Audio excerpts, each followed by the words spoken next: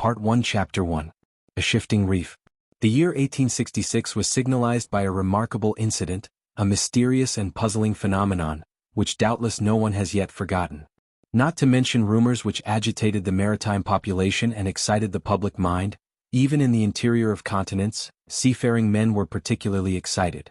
Merchants, common sailors, captains of vessels, skippers, both of Europe and America, naval officers of all countries, and the governments of several states on the two continents, were deeply interested in the matter. For some time past, vessels had been met by an enormous thing, a long object, spindle-shaped, occasionally phosphorescent, and infinitely larger and more rapid in its movements than a whale.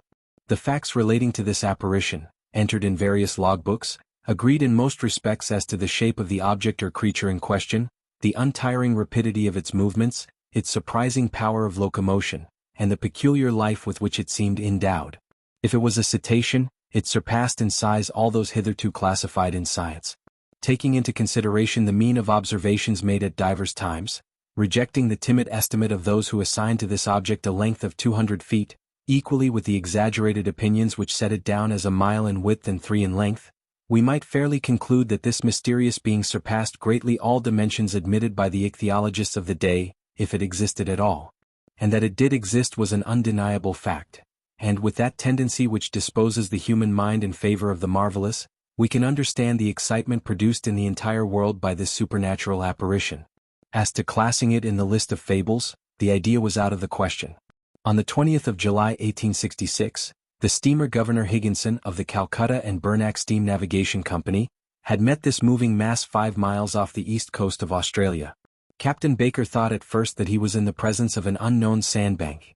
He even prepared to determine its exact position, when 2 columns of water, projected by the inexplicable object, shot with a hissing noise 150 feet up into the air.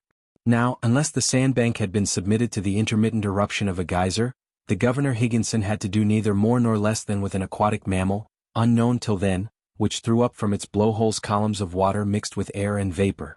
Similar facts were observed on the 23rd of July in the same year, in the Pacific Ocean, by the Columbus, of the West India and Pacific Steam Navigation Company. But this extraordinary cetaceous creature could transport itself from one place to another with surprising velocity, as, in an interval of 3 days, the Governor Higginson and the Columbus had observed it at 2 different points of the chart, separated by a distance of more than 700 nautical leagues. 15 days later, 2,000 miles farther off, the Helvetia, of the Compagnie Nationale, and the Shannon, of the Royal Mail Steamship Company, sailing to windward in that portion of the Atlantic lying between the United States and Europe, respectively signaled the monster to each other in 42 degrees 15 minutes north, lat. And 60 degrees 35 minutes west, long. In these simultaneous observations they thought themselves justified in estimating the minimum length of the mammal at more than 350 feet, as the Shannon and Helvetia were of smaller dimensions than it, though they measured 300 feet overall.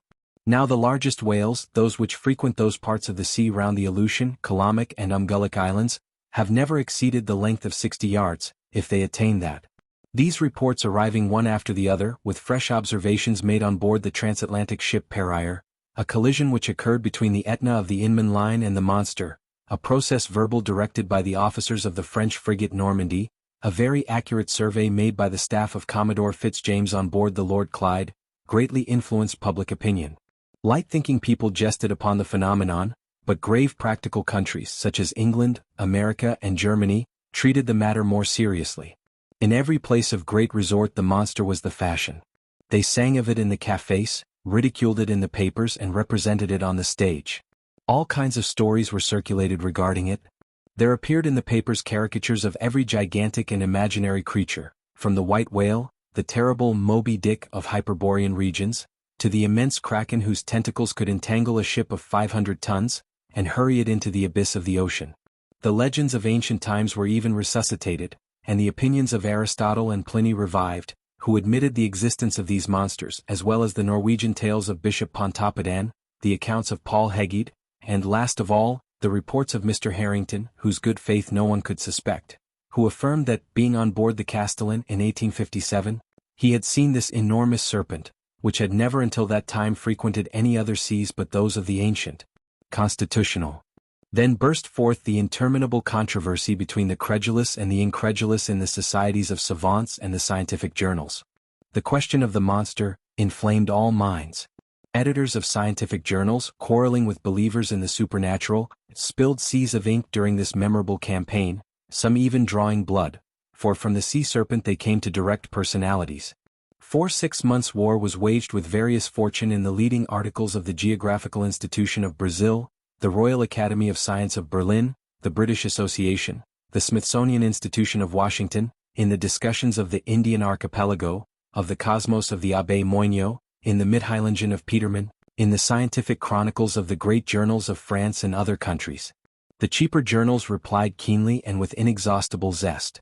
These satirical writers parroted a remark of Linnaeus, quoted by the adversaries of the monster, maintaining that nature did not make fools, and adjured their contemporaries not to give the lie to nature, by admitting the existence of krakens, sea serpents, Moby Dicks, and other lucubrations of delirious sailors.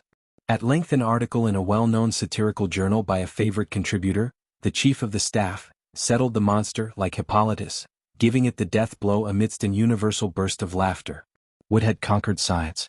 During the first months of the year 1867 the question seemed buried, never to revive, when new facts were brought before the public.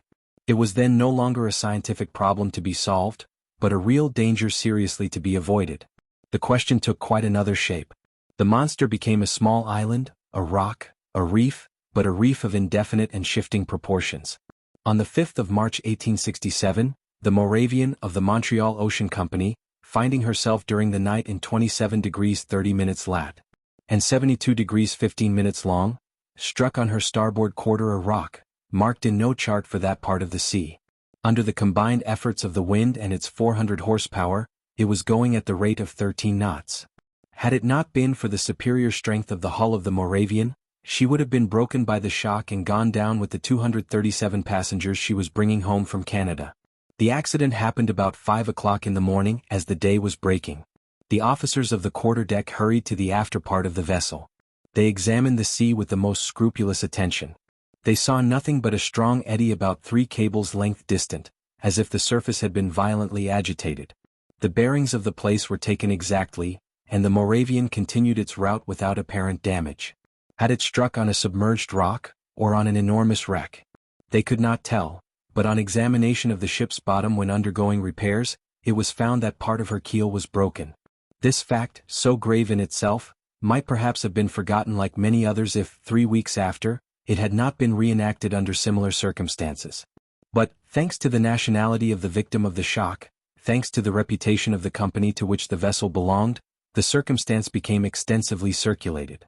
The 13th of April 1867, the sea being beautiful, the breeze favorable, the Scotia, of the Cunard Company's line, found herself in 15 degrees 12 minutes long, and 45 degrees 37 minutes lat. She was going at the speed of 13 knots and a half. At 17 minutes past 4 in the afternoon, whilst the passengers were assembled at lunch in the great saloon, a slight shock was felt on the hull of the Scotia, on her quarter, a little aft of the port paddle. The Scotia had not struck, but she had been struck, and seemingly by something rather sharp and penetrating than blunt. The shock had been so slight that no one had been alarmed, had it not been for the shouts of the carpenter's watch, who rushed on to the bridge exclaiming, "We are sinking! We are sinking!" At first the passengers were much frightened, but Captain Anderson hastened to reassure them. The danger could not be imminent. The Scotia, divided into 7 compartments by strong partitions, could brave with impunity any leak. Captain Anderson went down immediately into the hold.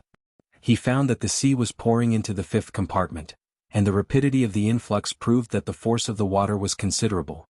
Fortunately this compartment did not hold the boilers, or the fires would have been immediately extinguished. Captain Anderson ordered the engines to be stopped at once, and one of the men went down to ascertain the extent of the injury.